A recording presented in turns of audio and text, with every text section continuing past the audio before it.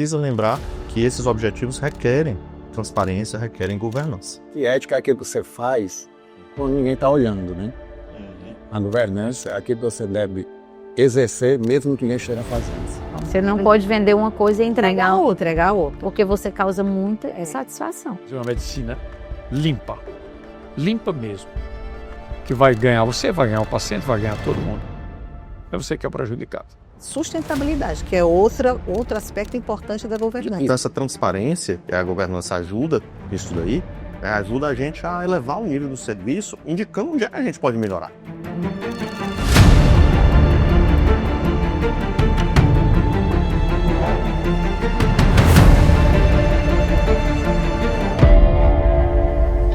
Olá, sejam todos bem-vindos ao 5º episódio do Sinapses, o podcast do Grupo Oxigenação. Esse episódio é muito especial por 3 motivos. Primeiro, é o nosso 5º e último episódio da primeira temporada do Sinapses, uma temporada que foi extremamente bem sucedida, que teve uma audiência enorme, que discutiu diversos assuntos muito especiais. E o segundo motivo é exatamente o tema, o assunto que nós vamos abordar hoje, que é um tema muito sensível, muito importante, principalmente dentro da área de saúde, que é a governança. E o terceiro e principal motivo é pelo time que a gente conseguiu reunir aqui hoje. Doutora Manuela, doutor Reginaldo, doutora Isabela Parente, doutor Hipólito. Um timaço de pessoas com bastante experiência, não só na área de saúde, como na área de governança. E eu queria trazer só um dado de impacto para vocês com relação à governança em saúde, porque estima-se que 20 a 40% do desperdício, do custo do desperdício na área de saúde, seja oriundo de falta de práticas de governança. E o Reginaldo vai me ajudar com isso daí, iniciando o nosso debate, e eu queria começar exatamente falando um pouco da conceituação do que é governança e da aplicação desse conceito em saúde. Ok, boa noite a todos à mesa. É uma honra estar aqui com vocês. Governança, né? Palavra tão falada hoje na moda. De onde veio a governança? O que é a governança, né? A gente acha que surgiu recentemente, mas a governança vem lá atrás, década de 70, veio se aprimorando, década de 80, ela veio para empresas, principalmente, que tinham ações em bolsa. Mercado aberto. Mercado aberto. Então, a empresa, para ter ação em bolsa, tinha que ter uma governança. E o que é a governança? É a transparência, é a prestação de contas, é a organização, é a ética. Isso é uma boa governança. E com o passar do tempo, ela foi saindo desse mundo de bolsa e foi chegando em diversas empresas de diversos tamanhos. Então, hoje, uma empresa, para ser bem gerida, bem organizada, ela tem que ter esses princípios da governança. A equidade, a accountability, a prestação da transparência. É o tripé, para mim, da governança hoje, em qualquer empresa, em qualquer tamanho. Muito bem. Engraçado, você vai falando aí, Reginaldo, e a gente vai vendo, você falou que começou pelas empresas de mercado aberto, mas a gente vê o quanto que qualquer empresa, independente do tamanho, pode beber dessa fonte e ter seus benefícios. E aí eu queria, doutor Hipólito, se eu contribuísse um pouquinho com essa discussão agora da gente, tendo em vista a sua experiência, não só como cirurgião, mas também como empresário do ramo de saúde. Como é que o senhor vê essa governança chegar aí no ramo de saúde? Como é que você vê a importância dela dentro desse mercado? Não apenas, né, aqui no nosso universo, mas na saúde como um todo, no Brasil e no mundo. Boa noite, pessoal. Boa noite. A palavra governança, bem definida por você, eu posso dizer que eu vivi uma era, 1977, 1975, e vivencio hoje. 2 momentos muito diferentes. Porque na década de 70, na verdade, minha doutora aqui, pediatra, por exemplo, fazia a consulta dela, queria ver o neném muito bem, o pai, a mãe, a avó matando lá, mas os honorários dela não estavam embutidos nela. Então vamos lá. Ela fazia a governança dela, prioridade no paciente, o restante consequência. Nós estamos vivenciando um mundo muito diferente, onde vou convidar o Dr. Cadu para fazer uma cirurgia no hospital. Então, eu primeiro vou saber o que é o material que ele usa, o tempo de cirurgia, como a doutora Manuela, como anestesiologista, vai se comportar, o gasto dela. Aquilo tudo vai ser levado para uma sala onde eu vou fazer meu planejamento. Serei eu convidador dele para a segunda? Eu vou preferir que ele não venha. Isso, seu tempo cirúrgico, seus gastos, a sua performance com o paciente, a desenvoltura com o protocolo e obedecer das normas do centro cirúrgico. E lá fora, outros também. Essa governança hoje é muito difícil, eu vejo, e eu vou falar pela nossa classe. A mudança dos tempos está dificultando um pouco um parâmetro chamado educação. E dizia um grande professor nosso aqui, Pontes Neto, grande cirurgião, que a educação é doméstica. Se você tem educação doméstica, você vai para qualquer lugar. E isso parece que acabou. Né? Porque os pais jogam as crianças para as escolas, é lá que se vire, né? E o que der, deu, ele entra na faculdade, lá vamos fazer um novo caráter, porque caráter para mim, você já começou lá de baixo. A governança hoje, para mim, está muito difícil. Adorei a sua definição, mas vejo muita dificuldade na maneira de se cumprir, porque os obstáculos, não é o mundo, somos nós que fazemos obstáculos, mas nós enfrentamos muitos. Eu não sei se eu consegui falar. Sim, se me permite Sim, claro. uma pequena colocação, é porque um pouco da minha vivência também, né, dentro do mundo cooperativista, se usa muito a palavra governança, mas não se aplica, não se pratica. A governança, a boca do gestor é governança, mas a governança... Enfrentar isso daí, dessa má dificuldade, né, de que, porque se fala, é a moda, aí tá todo mundo falando, fala que o Instagram e coloca e abre a caixinha, governança. Como eu falei no início, né, a palavra da moda, mas quando você vai olhar mais profundamente, não tem nada de governança. É como algumas leis, né, aproveitando dessa experiência, que aquela lei tá lá, tá toda bonita, tá com papel, cumprindo todos os seus papéis sociais de lei, mas na hora da regulamentação, de ver como é que isso daí vai ser executado, onde é que para, né? E tem um local em que a gente consegue enxergar isso aí de uma forma muito particular. Eu queria que a Isabela compartilhasse um pouquinho da experiência dela, que é nas associações médicas.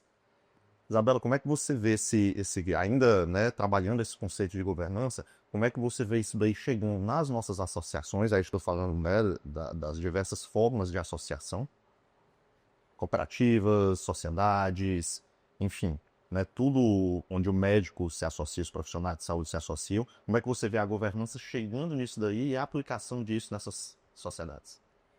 Eu vejo como felizmente, eu vejo hoje que as associações, as sociedades, elas buscam colocar em prática, não só que sejam um discurso bonito, que sejam manuais, mas eu vejo uma procura para colocar em prática.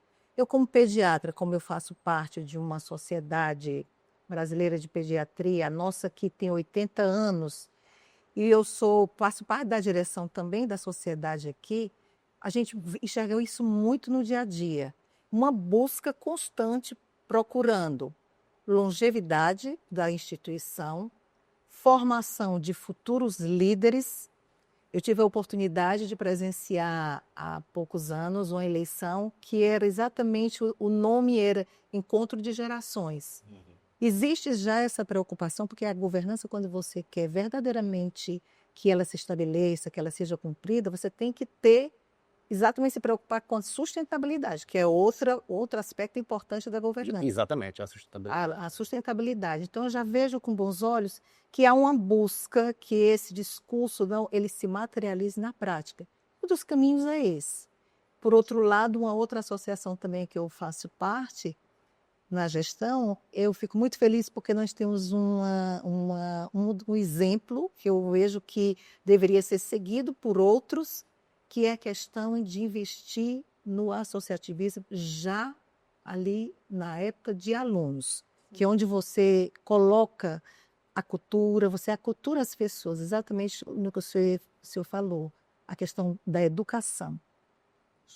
E, Manu, aproveitando esse gancho da educação, você que formou alguns turnos de residentes de anestesiologia, como é que você vê a aplicação dessa governança ali num ambiente de aprendizado? Porque realmente, e aí eu vejo uma coisa importante que a Isabela falou, que há uma diferença na percepção do que é governança, né, entre essas diversas gerações.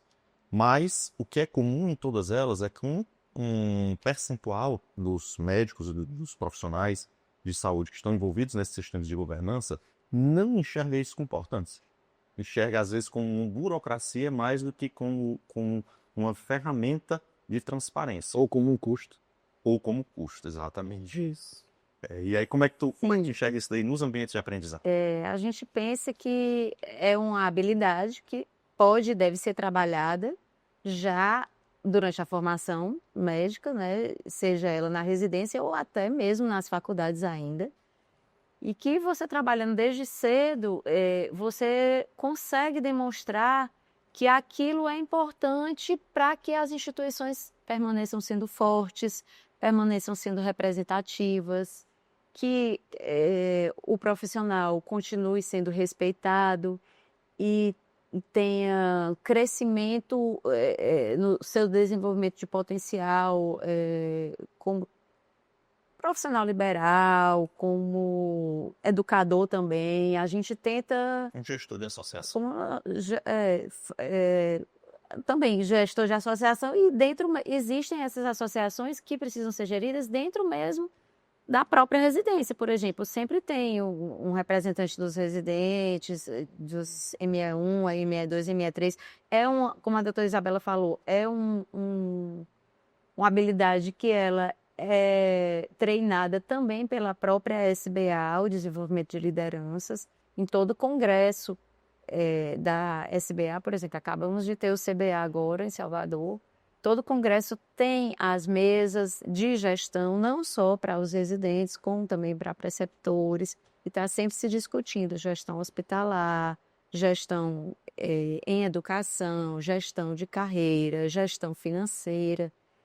E eu acredito que cada vez mais as pessoas estejam amadurecendo e enxergando isso como uma parte importante das suas vidas. Tanto que, por exemplo, na anestesiologia, quando se termina a residência, eles já terminam sabendo que vão ter que passar na cooperativa lá da nossa especialidade.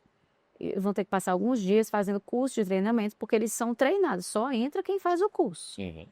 Exatamente para que depois de inseridos na realidade, eles possam continuar respeitando e desenvolvendo as habilidades e sendo representados e se fazendo representar. Perfeito. Uma coisa importante que você conseguiu demonstrar bem aí, que foram diversas estruturas hierárquicas, né? Então, desde ali o MM, que é aquele grupo de R1s da anestesia. E eles estão hierarquicamente abaixo dos ME2, estão abaixo do ME3, estão abaixo ali dos preceptores do dia a dia, dos chefes da residência. E a governança ela precisa atravessar, né, todo esse funil, essa pirâmide, e chegar até lá embaixo para que esses médicos recém-formados que entraram na residência agora consigam perceber a importância e consigam aplicar isso daí lá na frente. E não só nos médicos, né? Também nos outros profissionais de saúde que trabalham nos nossos hospitais, né? O ecossistema, né? O líder, ele só consegue influenciar o liderado se o liderado entender o que for liderança. Isso. Então, a formação tem que ser... Para mim, vocês conversando sobre isso e eu não quero ser um mau presságio. Mas veja bem, você entra no seu centro cirúrgico, cirurgião que eu conheço que você é muito bom, e no seu ato cirúrgico você se refere à enfermeira e diz assim: me dá um grampeador 75 linear cortante. E ela diz: não temos. A escola não tem. Não, porque o convênio tem que autorizar. Então, vamos lá. Bati na tecla que eu queria. Eu estou operando o senhor Francisco, um convênio X, um tumor sigmoide. E fui para a sala, requisitei o material que eu preciso, E no meio da cirurgia aconteceu um contratempo e eu precisei de algo mais. E eu sou simplesmente vetado para utilizar aqui. Sou eu que vou pagar o tributo, é o chefe do hospital que vai responder, é a família que vai me cobrar ou vai lhe cobrar, ou vai cobrar do convênio, ou vai cobrar do distribuidor. Não sei. Mas somos hoje reféns dos convênios. Não adianta. Todos são iguais. Ditam o que nós vamos usar e nós temos, para salvar a vida do paciente, que nos submeter àquele material. Eu já fui vítima 2 vezes de um material suspeito e tive que reabordar os pacientes depois. E até hoje eu espero uma documentação do hospital, da distribuidora, do material e do convênio. E nunca saiu. Ainda bem que eu conheço as famílias. Quem mandou já sei um bocado de tempo de cirurgião, né? E sabe que tu tá fazendo besteira, né? Mas é uma situação muito difícil. Então, tudo que ela falou, é o anestesiologista, me dá essa substância aqui. Não, eu tenho essa aqui, que é a ordem da casa, é para usar essa. Não é a ordem da casa, é a ordem do convênio, que me obriga a usar aquilo. Então, hoje o detentor de tudo são os convênios. Mandam nos hospitais, mandam nos médicos. E se você ousar levantar para fazer uma medicina limpa mesmo, que vai ganhar você, vai ganhar o paciente, vai ganhar todo mundo, é você que é o prejudicado. Porque o próprio governança, ela vai chegar e dizer assim, tira do teu Cadu. Ele faz confusão por material bom. Ele é muito caro para casa. E o governo não me paga. Tudo que você falou, que ela falou, vocês falaram. Nós somos sérios. Nós fazemos medicina. É como eu falei aqui para um dia desse lá no Instituto. Tinha um senhor pesquisando preços para fazer check-up para aquela firma, ou check-up para essa firma. Pronto. Eu já fui no hospital tal, isso aqui no hospital tal, e eu escutando. E eu olhei para ele e disse, eu vou apanhar desse para não faz mal.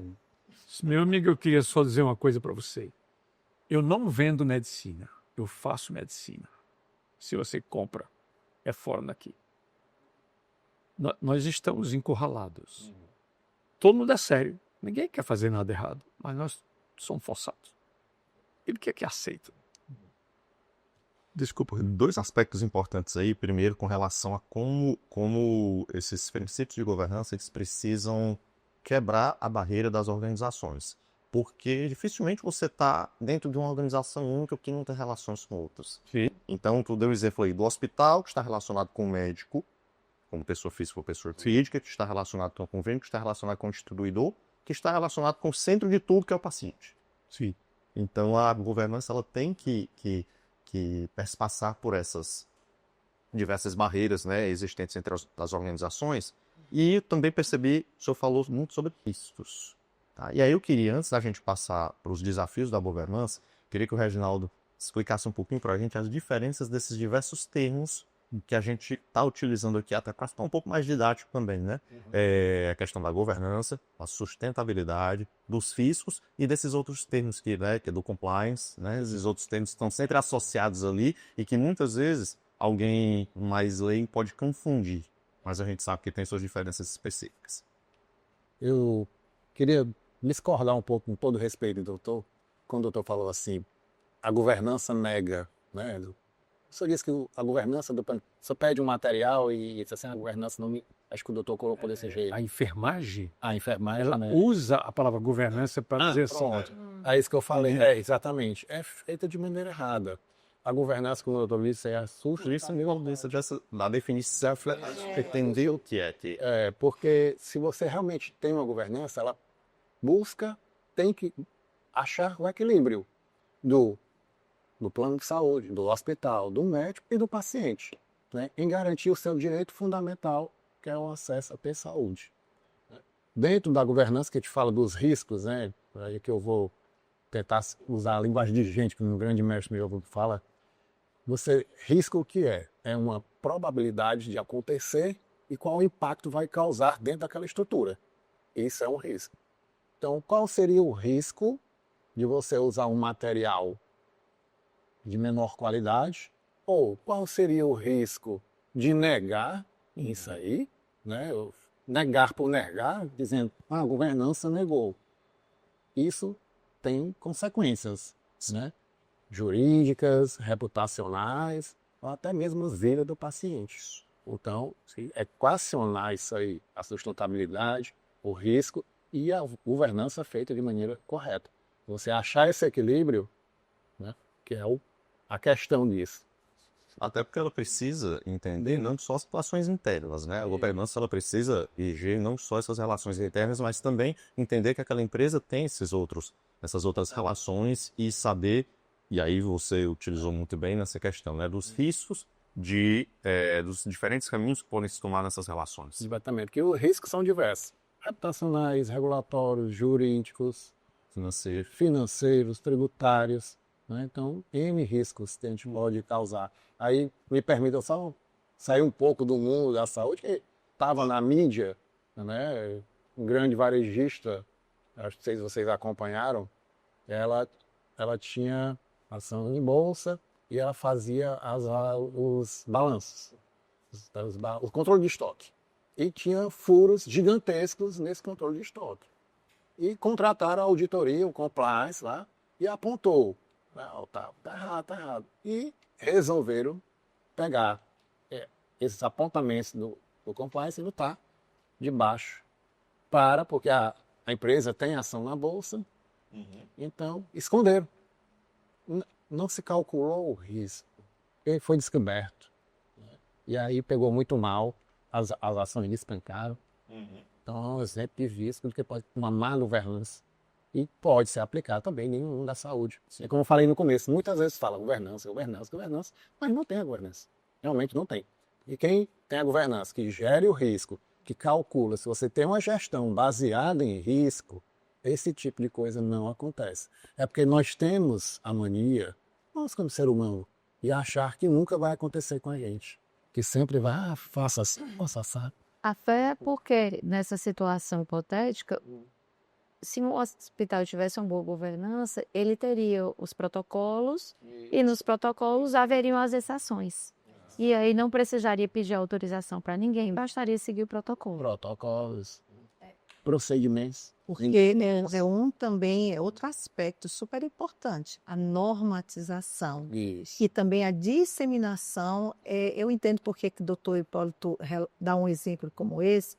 Por quê? Porque é muito mais fácil dar esse tipo de justificativa do que realmente fazer protocolos, dar o conhecimento, treinar as pessoas, porque isso realmente dá trabalho. Ter o material disponível extra para quando acontecer a exceção, porque muitas vezes não tem, né? Você ter tudo isso mapeado o risco, gestão do risco, e processos definidos para a boa utilização. Exatamente. Você fala muito em planejamento estratégico e um dos pilares do planejamento estratégico é o alinhamento. Não adianta você fazer aquele planejamento estratégico bonito, botar os gestores para ficar pregando post-it na parede, quando quem está lá na operação na ponta não sabe onde é que a empresa quer chegar, não sabe o que é que ela é, o que é que ela faz e quais são seus valores. E aí falta um pouco do alinhamento dessa governança. Né, de entender que cada decisão que é tomada, seja no centro cirúrgico, seja no consultório, seja durante um procedimento anestésico, enfim, durante qualquer atendimento a um paciente, qualquer decisão tomada ela pode trazer diversos riscos. E esses riscos, né, são de todos aqueles tipos, né, que você citou. Exatamente.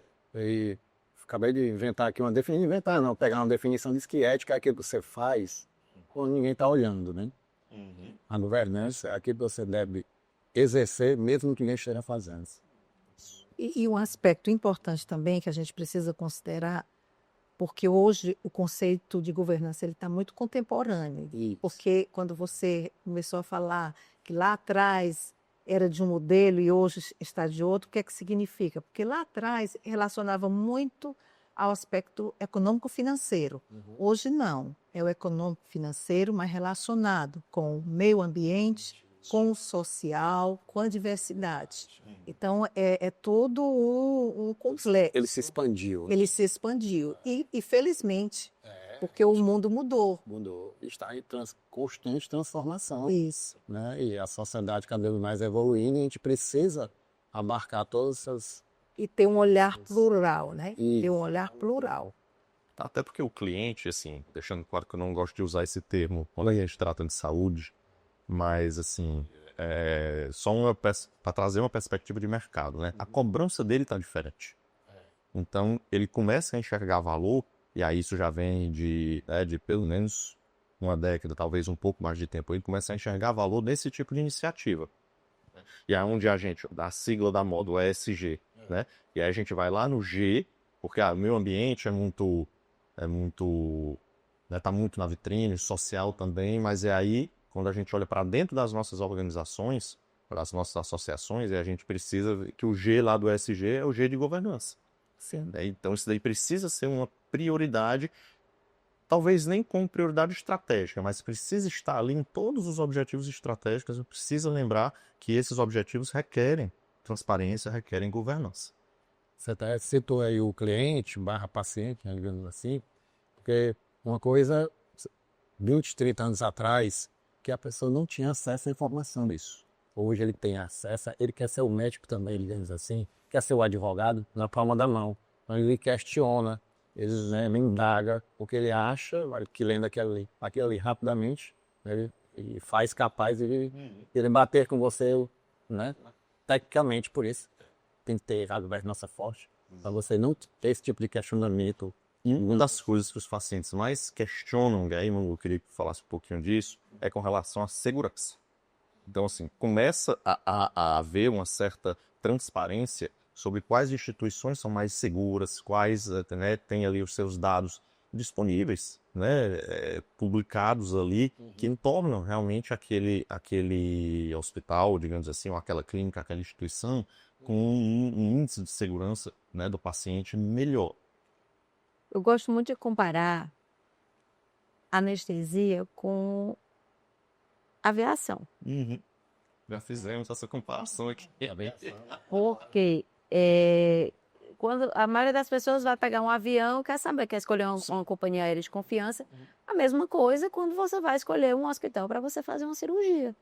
Você quer um local seguro, que você sabe que você vai ser bem tratado, que a hotelaria é boa, que vão ter processos bem determinados de mitigar riscos, de evitar infecção, de evitar erro de troca de medicação, que você vai estar sendo cuidado por equipes treinadas, não só treinadas no procedimento que vai ser feito em você, mas treinada em resolver problemas que possam acontecer, uma crise dentro de uma sala de cirurgia, uma crise no sentido de ou algum problema anestésico, ou algum problema cirúrgico que precise da união daquela equipe trabalhando como um time de uma maneira urgente para tirar o paciente daquela situação de risco. E isso tudo, o paciente está aprendendo a enxergar, está aprendendo a ir no site da instituição e ver quais são os números de infecção, quais são os números de procedimentos, qual a maior mortalidade daquele hospital, qual a formação dos médicos que trabalham ali naquele hospital, se eles têm residência médica, se todos têm, quem são os chefes, a que tipo de treinamento, se eles passam por treinamentos periódicos, certificação, acreditação do hospital, tudo isso o paciente está aprendendo a procurar, né? Então, por isso que é importante todos esses quesitos são habilidades treináveis do ponto de vista da educação, né? Não basta só certificar, mas manter sempre a renovação das habilidades que estão sendo buscadas pelos pacientes. Cadu, me permita fazer só uma complementação. A Manu falou uma coisa super, super importante, que vem um outro pilar da governança, a transparência, que é exatamente a divulgação dos seus dados, das suas práticas, porque isso daí, quando a instituição assume, ela mostra seus dados, tudo de uma maneira muito clara, muito transparente, ela está dando exatamente a oportunidade para o cliente, o paciente, ver aquilo ali, avaliar e decidir.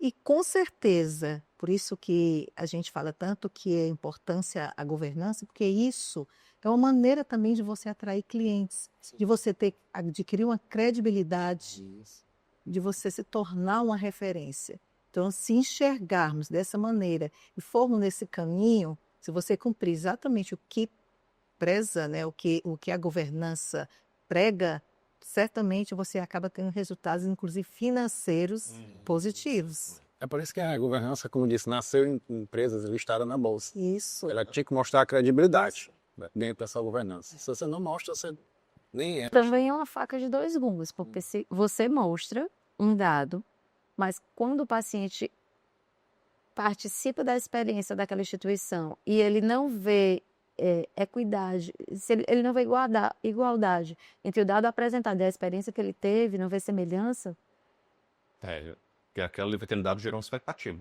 cria um problema. Aí obriga essa instituição não só ela entregar o que ela está vendendo, o que ela está apresentando. Então, Você não pode vender uma coisa e entregar outra, entregar outra. porque você causa muita satisfação. Porque o paciente tem, como disse, o acesso à informação, um balão nacional. Pastor Ponto, eu queria lhe perguntar um pouquinho, falando sobre o que a Isabela pontuou, que é a questão da transparência. Aí, assim, isso é um ponto de vista meu. Existe uma certa resistência dos médicos em geral, mas eu queria que a gente falasse um pouquinho dos cirurgiões, tá? Em divulgar os seus dados. O que é que eu estou querendo dizer com isso? Sim. Toda iniciativa que eu vi surgir de que pudesse permitir ao paciente escolher o cirurgião baseado, né, em seus dados. E aí eu falo de resultado porque isso é muito relativo. Mas, assim, indicadores específicos, eu encontrei resistência nisso daí. O que é que o senhor acha disso e como é que o senhor enxerga isso daí, até mesmo para usar isso como remuneração?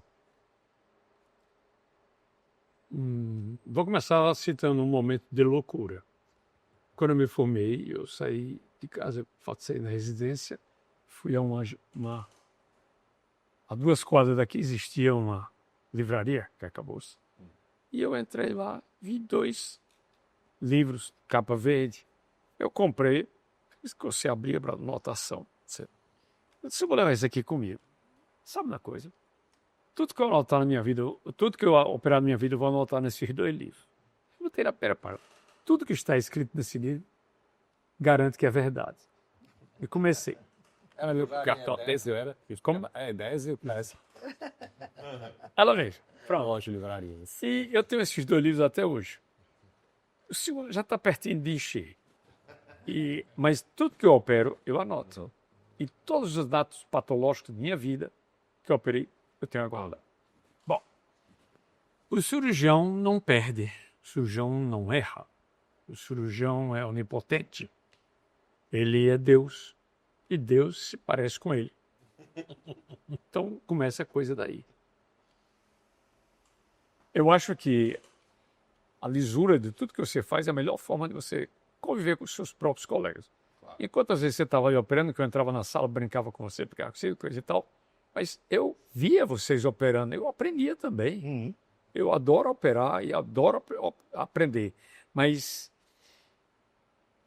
para ilustrar a sua pergunta, ele, cirurgião cardíaco, liga para o centro cirúrgico e diz assim, prepara uma sala, vou fazer uma revascularização de urgência. Aí o centro cirúrgico para tudo, prepara aquela sala, abre tudo, as enfermeiras, tudo. E ela fica 1 hora depois, aí se lembram, não é equipe.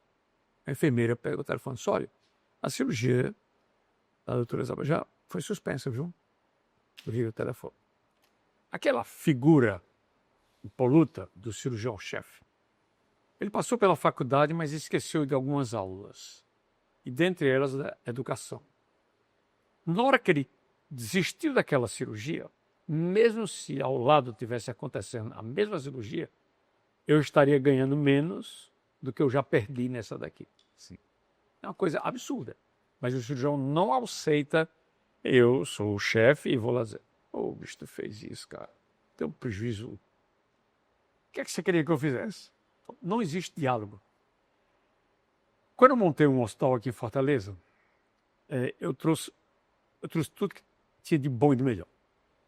E eu peguei, como mulher, uma enfermeira chefe, eu disse, vão aqui aprender como é que se bota esses monitores para funcionar. E ela treinou o time dela todinho. Aí chega o doutor Hipólito, muito importante, achando que só ele que sabe operar.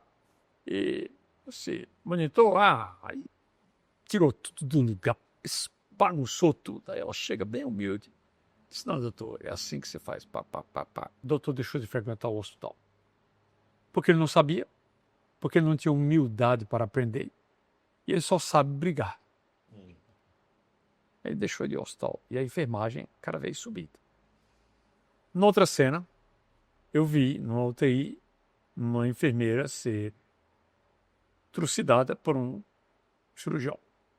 Porque ela tentou fazer um acesso venoso e não conseguiu. E o cara... Mas eu não vinha com muito bom humor. Fui lá, estavam os gelcos antigamente. Peguei um gelco. Preparei tudo aqui, botei na bandeja. Por favor, doutor. Funcione. Você está gritando tanto porque você é muito bom. Faça isso aqui. Você fez? Não. Mas um que deixou de falar comigo. Tudo bem. Mas isso que ele está dizendo, eu saí implorando aos meus colegas. Cara, me falam o seguinte. Cada semestre prepara um artigo para a gente escrever na revista que o hospital tinha uma revista. No começo todo mundo queria aparecer. Depois já ninguém mais queria aparecer e ninguém escrevia. E eu perguntava, podia me dar a relação SUS? Eu não queria ir buscar nos prontuários a relação suas cirurgias. E como é que se deu? Para a gente publicar isso. Botava você, botava ela, não botava local. E você abria o ranking lá e você ia ver o que ela acabou de dizer. Mas tem que ser muito claro. Sim. Só que eu não recebi nenhum pacote claro. Então eu resolvi guardar. E as instituições que eu comecei aqui a ser esse podcast, que nós não somos bons não, nós somos excelentes cirurgiões, excelentes anestesiologistas, pediatras, somos. Só nós não temos onde botar esse que nós sabemos para fora. E aí ele não consegue ter um relatório de mérito nenhum do que faz. E não venha com mentira não, porque a gente não é criança. Certo? Então o hospital tem como escanear a sua vida todinha. Sim. Mas não vou invadir a sua privacidade, que era tão mais bonito você me dando, que a gente ia somar. Né? Mas qual a sua opinião na exposição desses dados, Se for verídico, se for verídico? tô dentro. Se for verídico, tô dentro. Tem que ser verídico e assim, como eu falei, né, até durante a pergunta, que dados de resultado, de desfecho clínico, eles são complicados, porque eles dependem de vários fatores e não só, né, da perícia ou da técnica do cirurgião, mas que existem indicadores que podem sim ser utilizados para diferenciar, e eu não digo no sentido de ranquear, ou de pagar menos, ou de cortar um horário, mas no sentido de indicar onde é que pode haver uma oportunidade de melhoria. Então essa transparência, que a governança ajuda nisso daí, né, ajuda a gente a elevar o nível do serviço, indicando onde é que a gente pode melhorar. Claro. E a melhoria do cirurgião não é ir só lá no congresso, aprender uma técnica nova e tentar trazer aqui e fazer besteira. É como diziam, né, sempre disseram durante a minha formação, que o período mais perigoso, que tem maior risco de complicação, é logo depois de um grande congresso. O pessoal volta corajoso, volta corajoso, querendo fazer assim, mas achando que não cai em prática os ensinamentos. Exatamente. Mas vamos lá, Tomás, queria complementar alguma coisa. Não, eu não entendi que dados são esses. Você gostaria de mostrar? Uma métrica? Sim, métricas de aplicação, né? Métricas práticas, né? Cirúrgicas. Por exemplo, não vamos falar de desfecho clínico, então não vou falar de taxa de complicação, mas tem um cirurgião que opera as cirurgias num tempo cirúrgico X. Tem um outro cirurgião que opera X mais 20%, beleza. Tem um outro que opera X menos 10%, beleza. Tem um outro que opera X mais 150%. Então, tem algum ponto fora da curva ali, tem um outlier. O que é que a gente precisa fazer? Colocar uma lupa ali e entender o que é que está acontecendo. Isso significa que ele é um mau cirurgião? Não, não significa. Mas a gente precisa entender por que aqui a gente tem aquele grupo que está homogêneo, mas tem alguém que está ali fora da curva. E o que é que isso está trazendo? Isso está trazendo complicação? Isso está trazendo um custo maior? Ou esse cirurgião que opera num tempo maior é o que tem menos complicação? Então, entender melhor como se dá essa aplicação através de uma transparência que está diretamente associada à governança é fundamental. E aí você também pode utilizar isso daí de outras formas. A métrica, posso falar? A métrica, ela é importante em tudo na vida da gente. Tudo que a gente mede, a gente presta atenção e a gente tenta melhorar, né? O que não se mede, não se melhora, não se avalia. As pessoas, por exemplo, que correm maratonas. Para você se inscrever na maratona de Boston, você tem que provar que você já correu corrida tal, senão você não vai. Né? As pessoas que fazem controle de peso, se não ficar fazendo controle de bioimpedância, não tem como melhorar a sua composição corporal. E assim com a prática médica, não só de cirurgiões, como de anestesistas, de neonatologistas, de qualquer, todas as Ajuda o especialidades gerenciamento, médicas, né? contribui para o Sim, gerenciamento. Contribui né? para o crescimento não só do grupo, como individual. É isso. E principal, entrega um resultado melhor para o paciente. Faz uma seletividade dos cirurgiões da classe. Você sabe, não tem ninguém ruim ali. É. Isso é. Você consegue demonstrar isso daí e, de certa forma, fazer essa seletividade de uma forma natural. E você poderia, uma hipótese, uma instituição, ela fizesse semestral ou anual, uma espécie de uma apresentação disso de uma forma muito amena. O CEO sobe lá, de preferência que seja um cirurgião, que opere tanto um tórax como um abdômen, para não dizer besteira, certo? E que estude também clínica, certo? Porque vai ter perguntas de todo jeito. Você não vai citar os nomes, mas você vai mostrar qual é o nível cultural daquela medicina, daquele hospital. E nos anais da instituição estão lá os nomes. Ela permitiu, os dados dela veio, Manuela, o seu, todo mundo aqui. Isso é tão simples, né? E faz tanta diferença, né? Faria tanta diferença. Seria como se fosse um BI, um business. BI seria a forma, né? A visualização. Mas tem uma coisa, a questão da cultura, você vê como é importante, uma coisa que eu senti muita falta aqui, um pouco menos em São Paulo, mas eu sei que na Europa e nos Estados Unidos se faz muito. Sessão de complicações e óbitos. Ah, sim. Onde o médico não se sente julgado. Aquilo dali não é para julgar o médico, não é para colocar uma culpa. Porque na hora que você coloca ali, essa complicação, ou esse óbito, ele foi evitável, ou ele foi não evitável, é para dizer que não é para culpar ninguém, não é para apontar o dedo. Então isso daí eu consigo trazer, né, fazer um paralelo com isso daí com a governança. Então a governança não é para apontar dedo para ninguém, tu acha? Governança é para que a organização melhore como um todo. E nós estamos hoje Temos todo olhar para dentro e ver isso daí. Ele permite só sempre tendo os congressos. dizer isso, algo. Quando eu voltei, eu tive 2 anos na Alemanha e aprendi isso aí que ele está dizendo.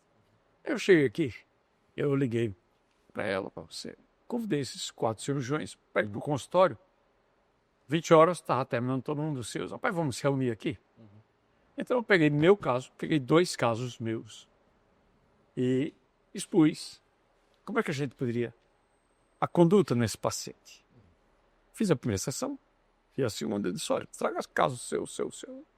E fui tentar incentivar aquilo para os caras desarmarem. Sabe foi que eu fui chato? Passou 2 anos lá fora, não sabia nada. Trouxe os casos para cá para a gente resolver. Cancelei. Tô fora.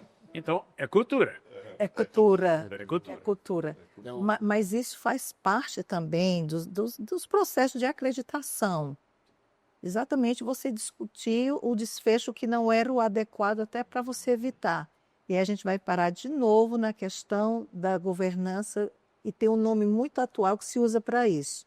As organizações, elas precisam adotar a segurança psicológica. O que é isso? Que as pessoas se sintam espontâneas para falar, para sugerir aquilo que elas pensam e não ficarem temerosas sobre o risco de serem avaliadas, punidas. Então, mais uma vez, é outro aspecto que quando a governança ela é realmente seguida, nós temos os resultados merecidos e os desejados. Inclusive, nós temos até uma lei para isso, que é a NR1, né, para avaliar os riscos psicossociais dentro das estruturas, dentro da complexidade que somos hoje. Então, já está valendo aqui no Brasil. Você vê, a gente está usando. Você vê uma instituição, né, corporação, uma associação, em que as pessoas têm medo de se manifestar, de expressar suas opiniões, né, de demonstrar suas ideias, tem alguma coisa. Esse ambiente é tóxico. Eu digo logo isso, é tóxico. Porque não permitir que as pessoas se sintam livres para. E o doutor Hipólito falou uma coisa muito interessante aqui. Quando falou de humildade. Porque o humilde, ele faz exatamente isso, ele aprende. Então, uma organização que ela não escuta a ponta, que ela não cria essa segurança psicológica no ambiente de trabalho, ela não vai escutar a ponta, ela não vai aperfeiçoar, ela não vai mudar, ela vai estagnar. Eu gosto até muito de falar em aprender, né, e ensinar, que é um filósofo francês que fala: não há ninguém tão pequeno que não possa ensinar, nem tão grande que não possa aprender. Sim, né? Eu tenho... E vindo para cá, eu estava com um cliente fora falando nisso, né, uma médica, que ela estava sendo agredida dentro do centro cirúrgico, lá em outro estado. E ela já tinha sido agredida uma vez, verbalmente, com sexismo, todo o pacote. Já tinha tomado uma providência e tinha sido de novo, passou pelo compliance lá da empresa, digamos assim. E ela queria uma orientação, eu disse: olha, faça isso, faça essa. Não aguento mais fazer BO, é um ambiente muito tóxico. Eu quero ser tirado daquele hospital X, sabe? É uma cultura que tem mudado também, né? Ele disse a frase: Como é? eu não aguento mais ficar nessa empresa. Porque aquilo não era um hospital. Essa diferença é muito grande. Não, eu falei empresa para descansar. Muito bem. A diferença é muito grande. Entendi. Mas, Manuela, como é que você vê essa geração que está vindo agora, comparado, por exemplo, com a nossa? Né, do nosso ambiente de residência, como é que eles estão vindo agora, como é que é a aceitação deles para não só essa questão, por exemplo, da demonstração dos resultados, mas para a governança e para a transparência como um todo. Eu acho que eles são mais abertos do que nós éramos, porque eles estão sendo treinados para tal. Eles estão tendo acesso aos conceitos de o que é governança, acesso aos conceitos de que precisam desenvolver habilidades de liderança para bem trabalhar, para conseguir serem líderes de equipes, de salas de cirurgia, porque você é líder também na sua sala de cirurgia quando você trabalha. E eles entendem essa importância e aceitam melhor o treinamento do que nós aceitávamos, porque como na época que eu fiz residência, há mais de 20 anos atrás, não se falava nisso. A gente era treinado para ser um excelente médico técnico, né? Cientificamente bom, e a gente só pensava naquilo. Todo o resto não era problema nosso. E quando a gente saía para o mercado de trabalho, a gente era obrigado a lidar com vários fatores que a gente não sabia como lidar, como trabalhar numa sala de cirurgia quando a técnica de enfermagem estava de mau humor, tinha dado 3 dias de plantão e não aguentava mais trabalhar. E a gente foi aprendendo a buscar a formação para entender e para melhor trabalhar. Eu digo hoje em dia para todo mundo que, assim, eu fiz meu MBA tem menos de 5 anos.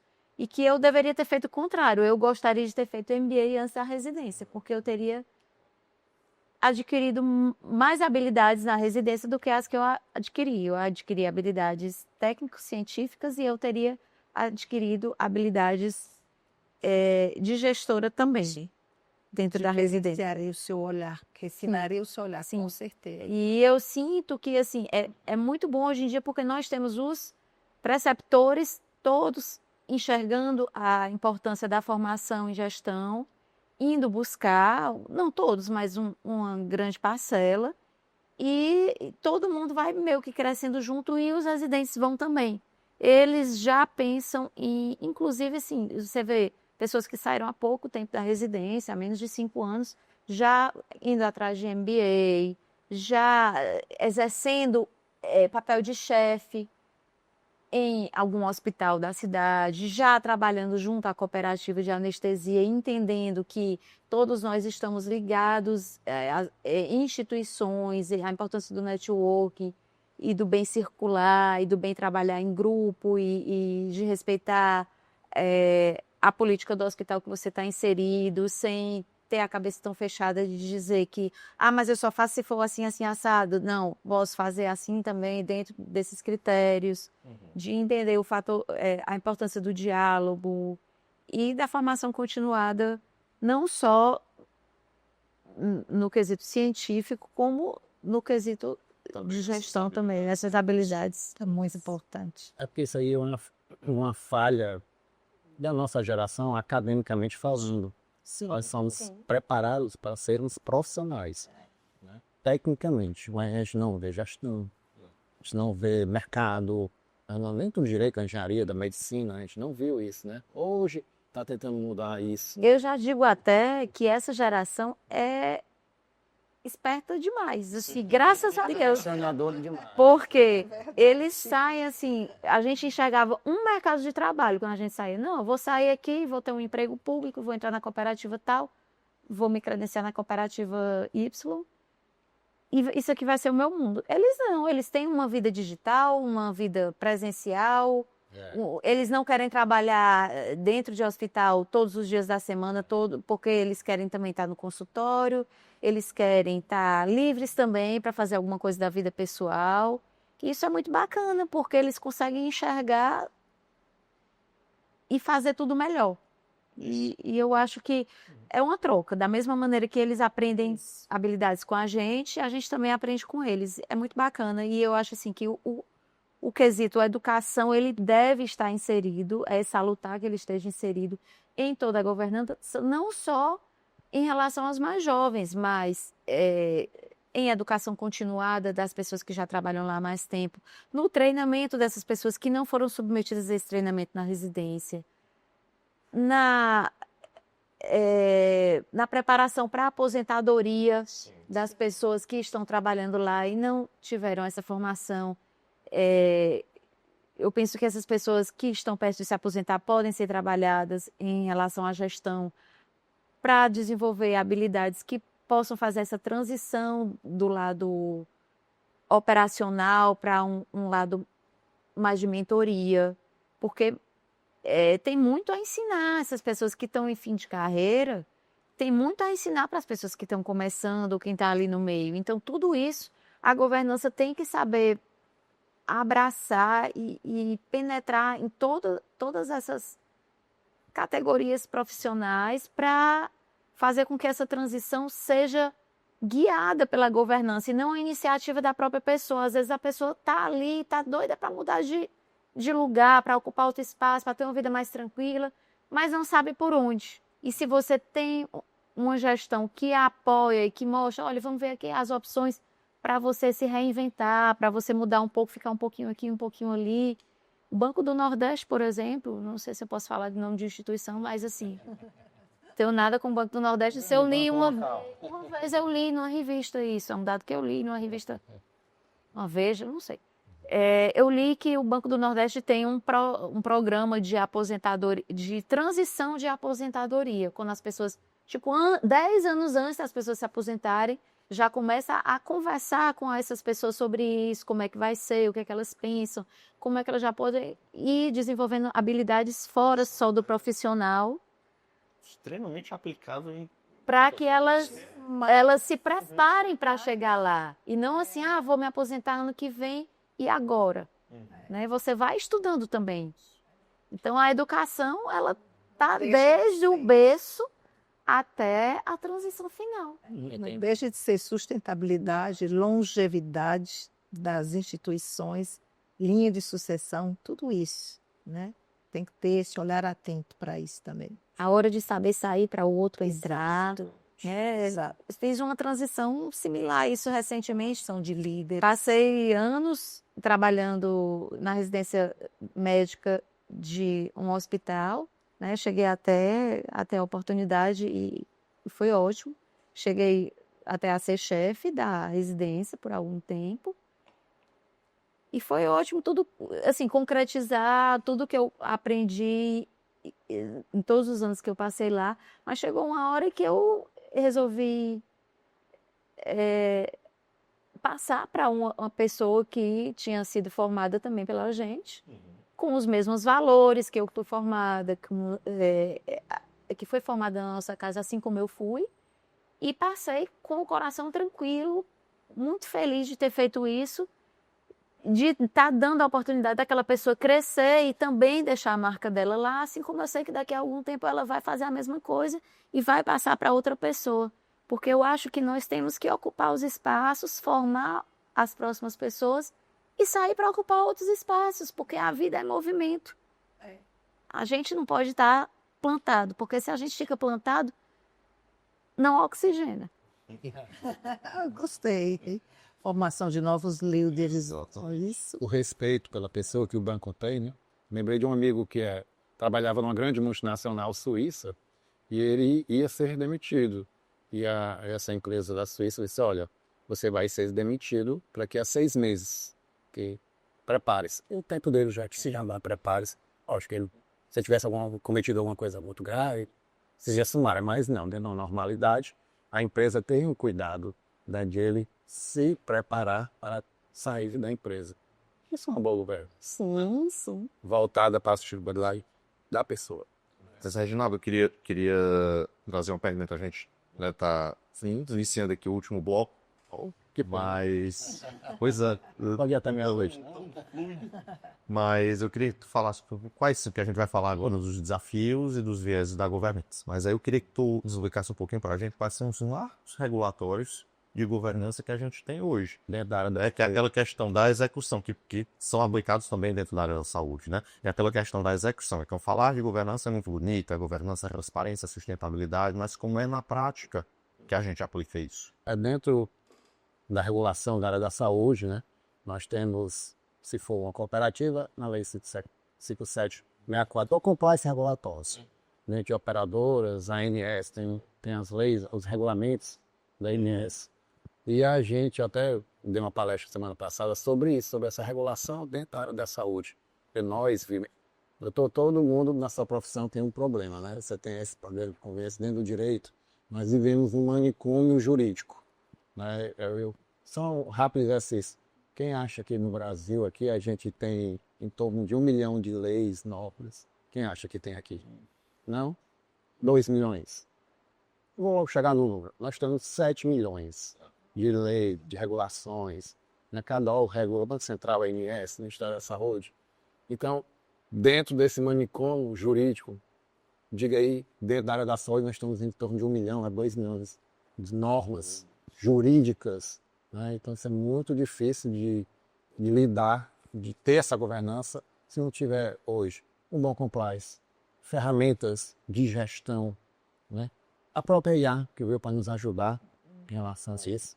Né? Então, são essas normas, a ANS, Conselho Federal de Medicina, Conselho Regional de Medicina, se produzem constantemente e a gente fica meio perdido.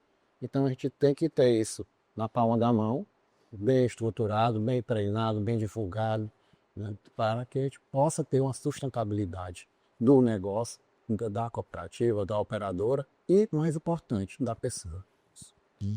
Foi importante você ter falado nessas diversas formas de regulação, porque a gente sabe que quando se perde, vou usar esse termo, se perde o respeito por isso, a gente acaba chegando a problemas. Eu queria perguntar, Isabel, quais são os problemas de governança que você acha que são mais importantes que a gente vive hoje, né, dentro da saúde, especificamente?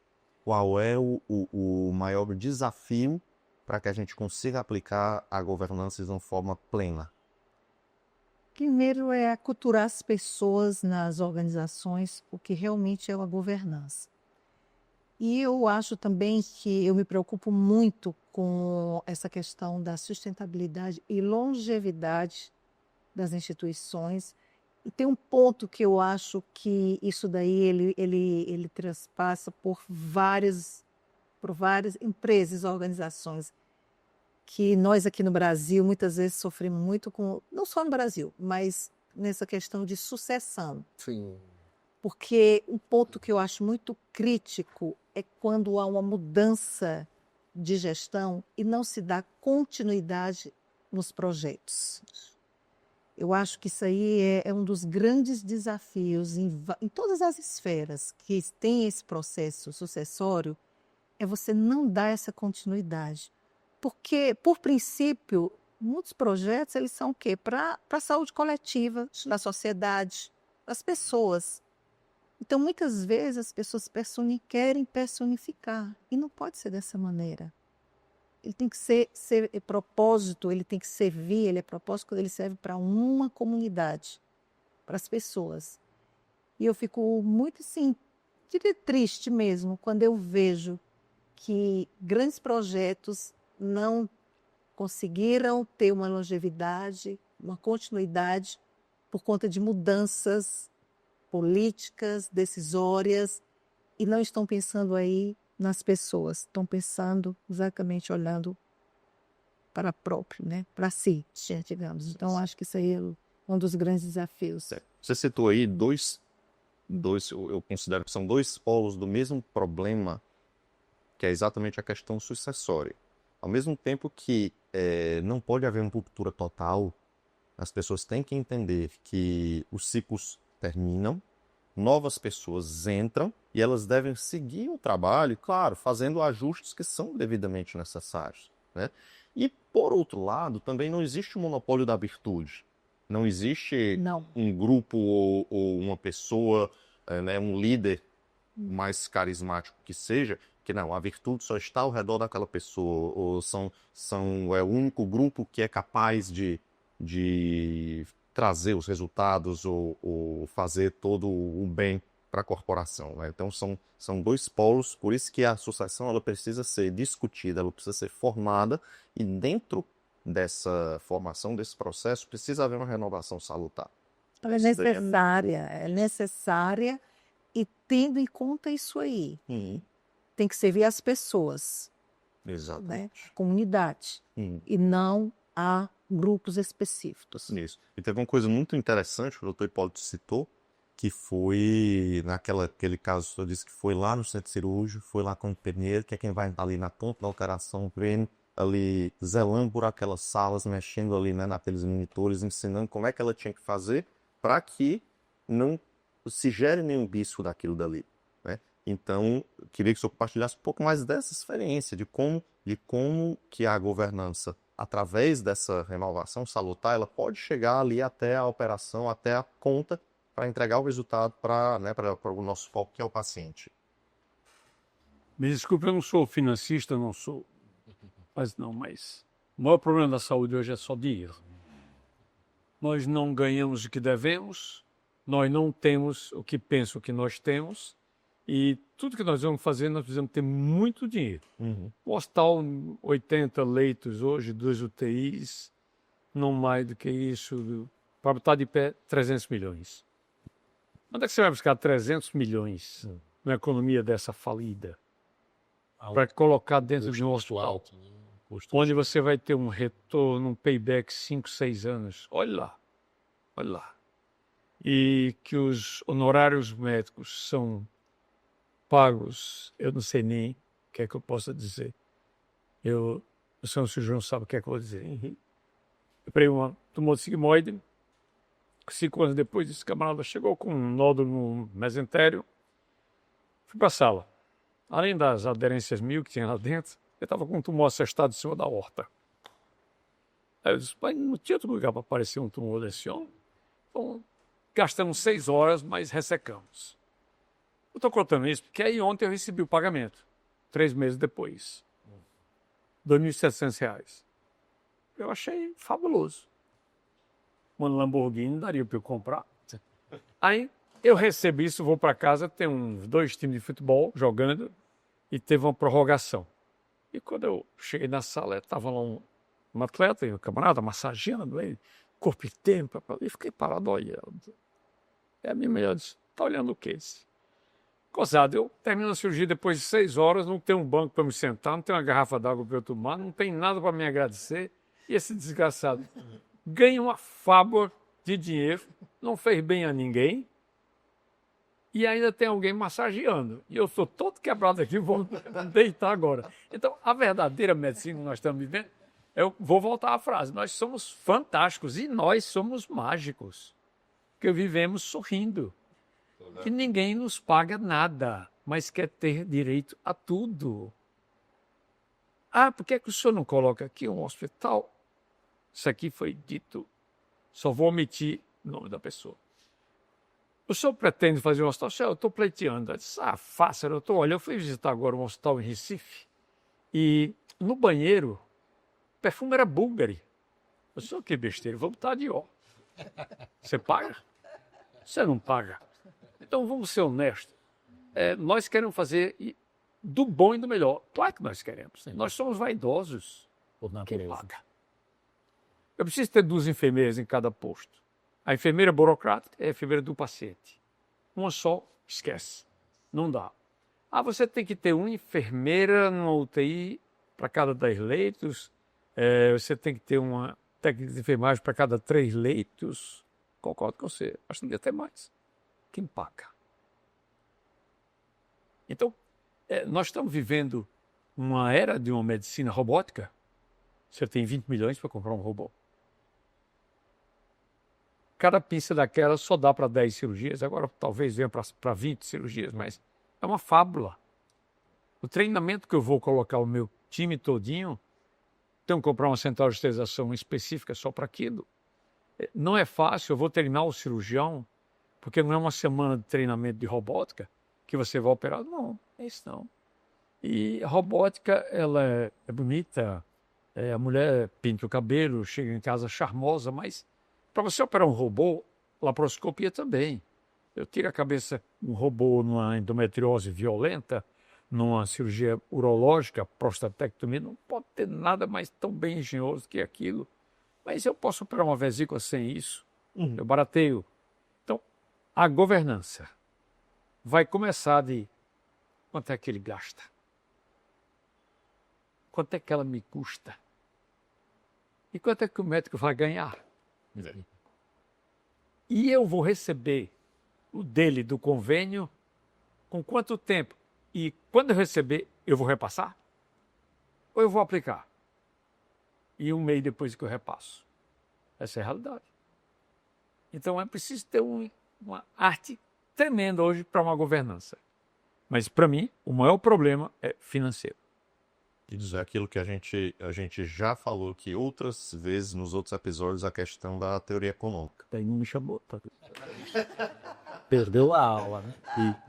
Que a economia nada mais é do que você gerenciar os recursos, que por definição são finitos, para atender às necessidades, que por definição são infinitas.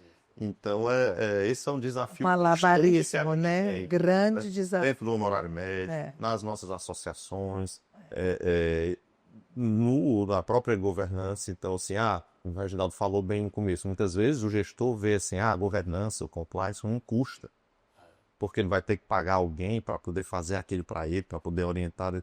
Mas os ganhos que isso vai trazer para a instituição, para a corporação? Ele não consegue contabilizar porque são mais intangíveis. É verdade. Eu queria só fazer um complemento, voltando um pouco. Aí eu vejo assim, a gente realmente está avançando já. Eu sou bem financista, só falando da sucessão, porque eu sou fã de sucessão. Acho que a sucessão é salutar em qualquer instituição. A sucessão familiar dentro de uma empresa, a sucessão dentro de uma cooperativa, qualquer que seja o ramo dela, é muito importante. Né? Se ceder, trocar. Né? Não existe aquele gestor eterno, que outro nem é. Né? Principalmente no mundo da saúde, você tem que ter ideias novas, né? Gestores novos, preparados, e que ele prepare o seu sucessor. Perfeito.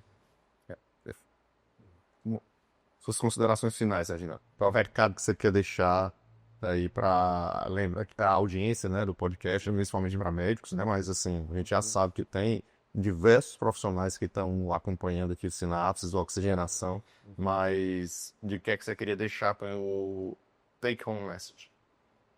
Dentro do mundo que vivemos hoje, na complexidade de pessoas, de negócios, a governança deixou de ser uma opção. Hoje é uma obrigação. Né? Nós temos que ter sustentabilidade e longevidade, né, para ir mais longe. Sem isso, as empresas ou cooperativas perecerão. Manu. Meu recado, minha consideração é que a educação médica ela pode e deve estar presente na governança em todas as subdivisões, Todas as camadas todas as camadas hierárquicas. mesmo, que a gente consiga criar essa cultura. Educação todo dia, educação, nada vence não tem nada que a educação não consiga. Foi conversado muito aqui em barreira cultural. A barreira cultural, o costume, e tudo isso eu acredito realmente que tudo isso pode ser quebrado com a educação diária, constante e continuada, em todas as esferas. Isabela? Eu vou copiar um pouco o Reginaldo e dizer que realmente governança não é uma opção, é uma obrigação, mas principalmente que o discurso se traduza na prática, porque sem isso É só faz de conta. só faz de conta. Isso aí não muda nada. Do Hipólito. Quando eu aprendi muito com o senhor Janete aqui. Sabia? Nós todos, né? Não, aprendi mais com ela, eu juro a você. Ela me citou a residência dela e mostrou como é que vinha o jovem médico. Ele é um cara completamente diferente do Hipólito. Que ela falou, já tenho meus 20 anos, tu imagina botar mais 28. Confusão grande. Eu consigo viver uma jovialidade. Consigo entender. Nem porque se eu não fizesse isso, esse esforço, eu estava fora do mercado fazia tempo. Mas tudo que ela falou é muito difícil porque a maioria dos até 30 anos de formado, nem todos aceitam o que você disse que está certo. Você falou a realidade. Não adianta fingir que não está se vendo isso. E todos falaram uma palavra: educação, educação, educação, educação, educação. Eu também concordo. Sem ela, nós não vamos fazer nada. Conheço o seu trabalho, você é uma menina brilhante. Tive o prazer de conhecer a doutora aqui hoje à noite. Já gostei. Que bom. Eu também. Né? Esse aqui eu já conheço. Esse aqui é um cara muito bom. Muito bom mesmo. E, por incrível que pareça, achei que o Cadu é o jovem velho do grupo. Ele consegue harmonizar aqui a conversa. Transitar. Ele entra em todas muito bem. E isso não ficou para um jovem como ele, não, né? Fica para um velho, né? Mas parabéns. Isso aqui é salutar, muito mesmo. Quisera eu que fosse mais umas 5 horas. Nós meninos estão mortos de pensado também, né? Mas valeu. Isso aqui seu fantástico. Repito, precisamos melhorar muito o que dão para nós. Mas o nosso problema da saúde do Brasil chama-se financeiro. Também, verdade. Com certeza. Bem, eu queria agradecer cada um de vocês. As contribuições foram brilhantes. Enriqueceram muito esse episódio e acho que a gente está fechando essa primeira temporada aqui do Sinapse com chave de ouro. Cultura, educação, governança, transparência, sustentabilidade. Precisamos reverberar isso para que a gente possa oxigenar as nossas associações. Muito obrigado pela audiência de vocês. O Sinapse é feito para vocês que estão assistindo e queria agradecer em nome de todos os convidados, em nome do Grupo Oxigenação, a esse ciclo da primeira temporada que a gente está fechando agora, mas que o futuro reserva muita surpresa boa aí para a gente.